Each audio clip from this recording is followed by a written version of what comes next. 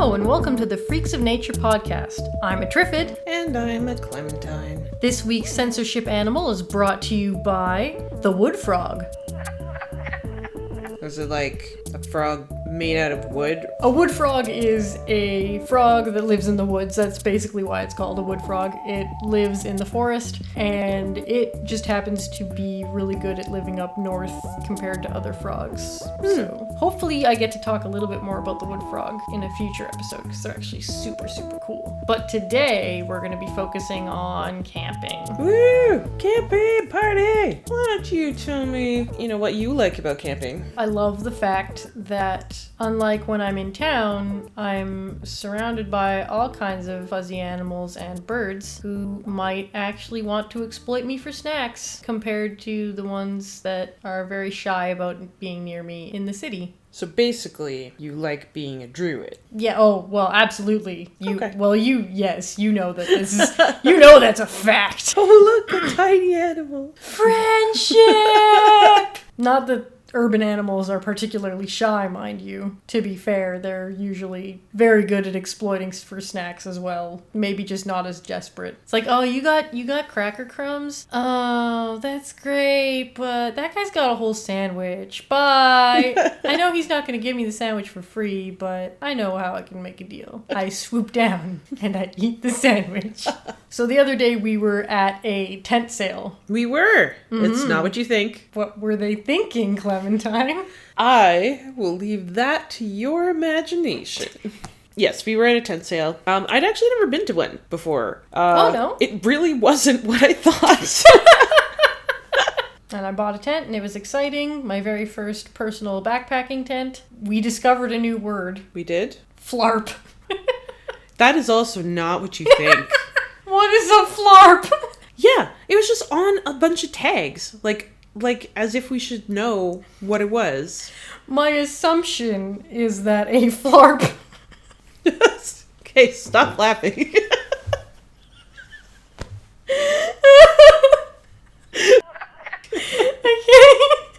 Okay. This is how you get me to just die, is say weird words like flarp. Okay, so while you're over there, hyperventilating, I will explain what a flarp is. Oh, I have the hiccups. Okay, so a flarp, as far as I understand, is the horrible social atrocity of waking up in a tent with someone who has definitely let one rip and not bothered to open the tent door. Okay, but really, I have no idea what it is. I assume it's the combination of a fly and a tarp, but I don't know why you need a combination term, because they're both kind of the same thing. But I'm glad someone made one. I hope they got paid a lot of money for that invention. So, tent shopping, as it turns out, you should wear comfy clothes when you go tent shopping, because it involves a lot of lying down in tents. Yeah, it's true. We were testing the sizes. I'm not even entirely sure how they decided to size tents. When they say a 6-person tent, do they mean 6 people after they've been put in a blender and then dumped in? Because there's no way. It definitely doesn't mean can fit 6 comfortably sized sleeping mats, which is the unfortunate thing. It'll mean can fit 6 people who like each other a whole lot, but it's not 6 people's sleeping mats, that's for sure. Because sleeping mats, understandably, tend to be slightly wider than the average person. Thank God. Thank God. I know from experience you cannot fit 6 sleeping mats in a 6-person tent. Not for lack of trying. Also, AstroTurf was weird. There was AstroTurf because it was indoors. You want to be able to peg the tents down. And you don't want to wreck them, putting them up on concrete or whatever. But from a distance, AstroTurf definitely looks like grass. But then you get close to it and you realize that it's lies and that it's actually plastic, and then you touch it and it's even worse. It's like blasphemy grass. The part that threw me off was kneeling, looking inside of the tents, and then getting up and going to wipe off my knees and realize, oh no, this is bone dry. What am I doing? Yeah, this isn't even real. This isn't even dirt. I guess I'm fine. Now you have a really cool tent, so I guess you're gonna go camping. And hopefully you can come with. Yeah. And then we will find all of the animals and talk to them. When we talk to them... They don't talk back, unfortunately. Oh. Yeah, no, I've tried. It doesn't work. God damn it. I know. Movies are full of lies. It's true. I think possibly that my version of camping and your version of camping are a little different. I have spent an awful lot of time camping in my life. Most of it, however, has been at various large events, festivals, LARP events for various games. So as a result, you prioritize different things in your luggage. The kinds of events that you go to, outdoor types of people specifically refer to that as car camping. Because you're getting there with a car, you're not hiking very far to get there. You usually have your car readily available, and that has a completely different set of expectations and a completely different set of priorities compared to what you would call backpacking, which is the kind of camping that I've been getting more into recently. Which, backpacking kind of sounds like torture. A little. I'm just going to abandon everything I love about modern technology and just off into the woods. A little masochistic. Yes. Fun, but intimidating. Yes. And to be fair, it is intimidating because it is difficult to pull it off in a way that you can enjoy. And often rather expensive. Because like I said, with the different kinds of priorities, one priority that's very, very different is the amount of weight that you're carrying. Because obviously a car can carry as much weight as you need. You can make multiple trips to your car. Any particular convenience that you want, it doesn't really matter how much it weighs. Sometimes it matters how much space it takes up, but not a lot. Like you can't bring just cram it all in there. You can't bring your sofa chair, but you can bring as many folding chairs as you like, for example. I can totally bring my sofa chair. What do you think the roof rack is for? I'm doing it. I want to see you do that. But not backpacking, to be clear. Yes, no. No. And that was why I was going tent shopping the other day, was because I have access to a car camping tent, but what I would like at this point is a backpacking tent. The materials used in the tent itself have to be significantly different because they have to be much more lightweight. So do you have any cool camping stories? One of the last times that I went camping, we burnt a couch. Just threw it right in the fire. Speaking of bringing a couch, they don't smell particularly nice. They burn for a while. A lot longer than you think they should. Does the foam take a while to burn? Also, they're probably coated with, fire-resistant something. They're supposed to go in your living room, right? What did that couch ever do to you? It was broken and gross. It had been sitting outside. It had to go. It was garbage. So right? It was offending your eyes? Yeah. Yeah, I get that. Yeah. That's quite a large fire base. Oh, yeah. Usually a fire pit is not couch-sized. I went out to the nearby provincial park with a friend of mine, and we were just camping at a beach, basically.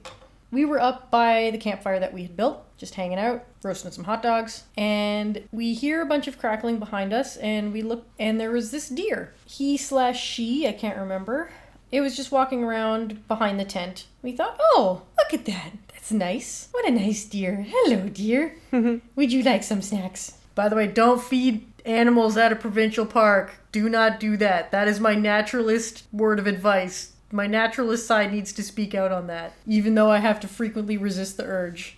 So we're sitting there watching this deer. As we're chatting about it, it just kind of stares at us, just standing there, and then we hear psss. The deer was just peeing. The deer was just peeing behind our tent. I was like, wait, what? Why? Did we scare the pee out of you? Is this your declaration of war? Are you mad that we're camping here? Maybe he was just showing you who was boss. This might have been around mating season. We're not sure if that has anything to do with it. But basically, we realized afterward, hopefully this isn't going to be a concern that we now have deer piss on our campsite. Hopefully we're not attracting any unwanted attention. Yeah. But everything turned out okay, so that's good. I just thought it was so funny, just standing there all majestic and then psst. Oh, yeah. Thanks, pal. I think it's time for Totally True Facts with Clementine. Okay. I'm terrified. So this episode, it is the top 3 things to bring on a tent camping trip. Number 1. Don't give me that look. I haven't even started. What? You can't see this, folks, but I'm taking a sip out of my tea. This is a brave move. While invaluable in the realm of backyard barbecues, mustard is basically a necessity while out on a camping trip. Yes, you can use it as a food source, but it is a vital component of securing your campsite. Most woodland creatures associate the color yellow with danger, so creating a perimeter out of the delicious condiment will keep you safe as houses, while also doubling as a delightful air freshener. Okay, what did I just say about not feeding the animals? You're not feeding it to them. They're afraid of it, because it's yellow. Everyone knows that. Okay, so you think that mustard is unappetizing to animals? You'd think that dishwater was unappetizing to animals.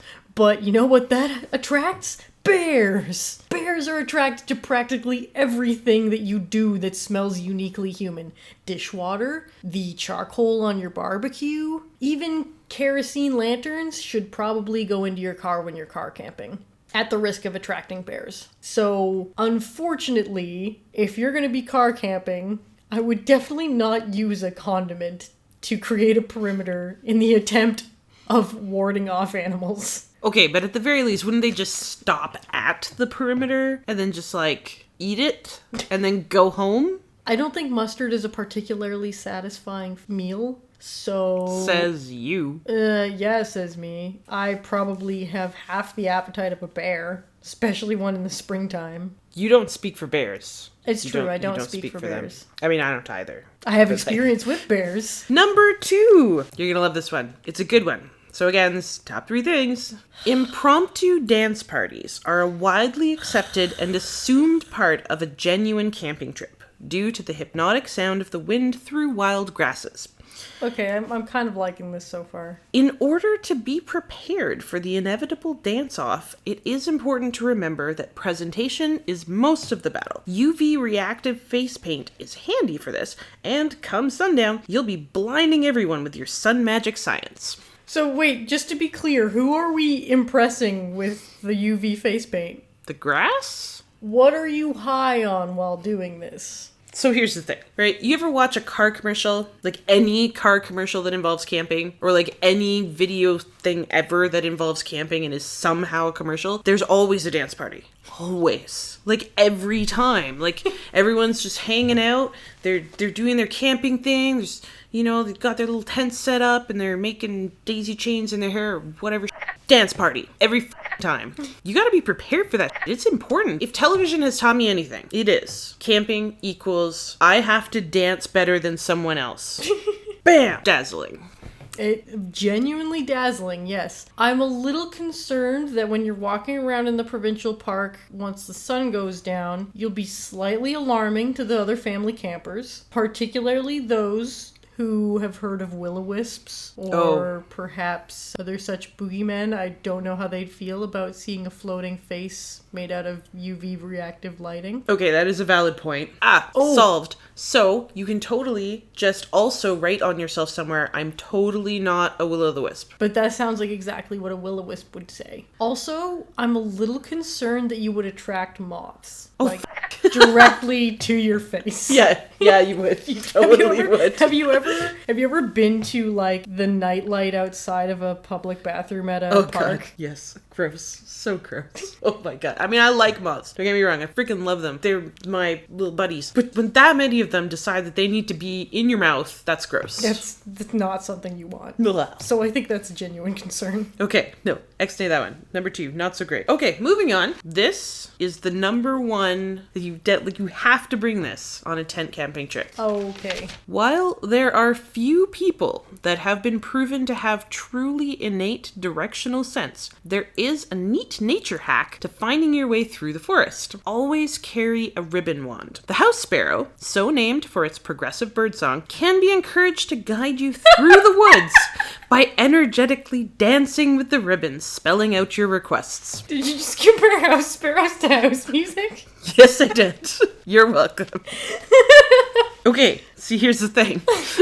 You can spell things with the ribbon, right? Can you, though? Can you? You say you like it's something other than a gymnast. I mean you like a person. A random hypothetical Could I, though? I've never seen you dance with a ribbon. Okay, when we go camping, ribbon wand. Okay. Ribbon wand. I will bring a ribbon wand. You and I will try this. All right. I think I will prove that the House Sparrows do not know how to read cursive. Okay, but maybe just be a little more staccato with our ribboning, and then it would look like printing. That's how that works. It is. Try not to think about it too much. Okay, so when we go camping, these are the things that I think are the most important. They're the things I'm going to be bringing. What are you bringing? Food. Oh. Also a tent. Well, that's lucky for me. Yeah.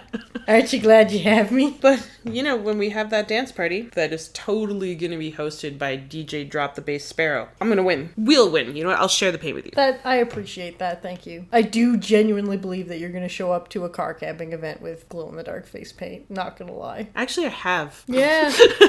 Have you ever been backpacking? No. I mean, I own a backpack. I've never really been hiking unless you count walking through the woods. You've never gone overnight hiking? No, certainly not. Oh no, that's not entirely true, actually. When I was in school, there's this camp that all the grade 5s got to go to every year as sort of like a field trip thing. You get to spend some time overnight, but you learn a lot about survival, being out in the woods. You learn about different animals, plants, whatnot. So, it was full of nature and crap. We were given a very detailed, specific list on the things that each person was individually responsible for, which was nice because we were in grade 5. I mean, really. Not prepared. If you just told the average grade 5, okay, we're going camping, bring what you think you need. My stuffy, my slipper pajamas. Oh, I totally need my Nintendo DS. Is that my what they're entire called now? kit of Barbies, because I like playing with that at night. Also, it was pretty cold. There was still snow everywhere. Giant freaking backpack that was literally bigger than I was. It was insane. And I was a pretty strong kid. I was an outdoorsy, grew up in the bush kid. We had to hike for so long into this stupid camping spot, which to a kid is just the worst, right? Because you have no concept of time. Yeah. And so you don't realize that this isn't forever. It'll end soon. It just feels like you're going to be on this death march forever. So besides almost falling over a couple of times. I'm surprised you didn't. Yeah, I was a tiny kid. There was one point in the hike where I couldn't even take it anymore. And I don't know if other people experience this, but when you're physically in pain or exhausted or whatever, you get angry. Oh, yeah. Yeah.